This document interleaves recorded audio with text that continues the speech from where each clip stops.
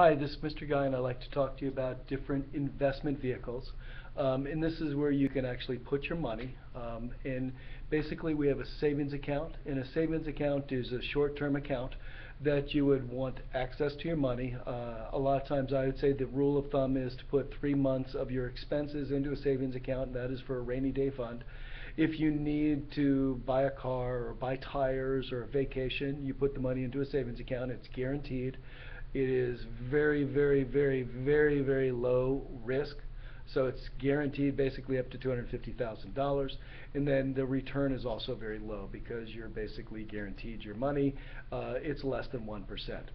Certificate of deposit is what you would also get at a bank. This is a longer term. You actually keep your money into the bank in 30 days, 60 days, 90 days, a year, 1 year, 2 years, 3 years. The longer the term, the higher the interest rate. The shorter the term, the lower the interest rate. So it is also guaranteed. You can't lose your money. And basically it's backed by the federal government up to $250,000. Because it's guaranteed and you have very low risk of loss, there is a low return.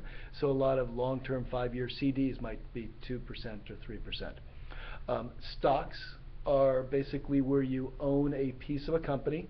So it's an ownership part of a company, and you can get your money in two different ways. You can get profits in the company, which is called a dividend, or you can get capital gains, which means the stock price went up. You bought it at $10 and the price went up to 20, so you made $10 per share. So it's capital appreciation or dividends. Since you're an owner, every share that you own, you have one vote. So if you have 100 shares, you have 100 votes. If you have 100 shares, then you get 100 basically pieces of the profit. So they look at how much you get and they'll determine what is the dividend per share, and they might say, okay, it's 75 cents. So for every share that you have, you get 75 cents, and that's the check. There are different types of bonds. There could be government bonds, and this could be the federal government.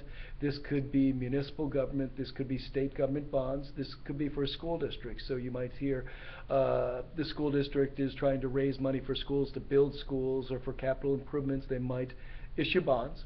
Normally the government bonds are guaranteed by the federal government, so they're very low risk, but they're also low return. Bonds are normally over 10 years of maturity, which means you get your money back after 10 years, 15, 20. Some bonds even go up to 30 years. Corporations will actually give bonds. So you have corporate bonds from IBM or AT&T or different companies because they're going to issue bonds to raise money. Basically, it's an IOU. You don't have ownership like in a stock. It's basically somebody is a creditor, so I would lend the company money. In my case, I would lend the government money. So if I buy a savings bond for my son, I'm actually lending the government money, and they're going to pay me back the principal plus interest. Now, mutual funds, which is I skipped over, it can include stocks and bonds. It can include very risky stocks. It could be very safe stocks. Normally, there's hundreds of different types of groups, and mutual funds could be a group of 50 stocks together, or 100 stocks, or 1,000 stocks together. So instead of buying one stock at a time, which could be very risky, a mutual fund could buy 50 or 100. So you'd have small shares of a company. So I would buy a mutual fund from Shearson or from Lehman Brothers, who's now out of business, but say like E-Trade or Scottrade, or there's Vanguard. There's hundreds and thousands of mutual funds, and each stockbroker actually would create, or stockhouse would create their own mutual funds, and they basically run the mutual fund, and they actually charge sometimes a fee for it.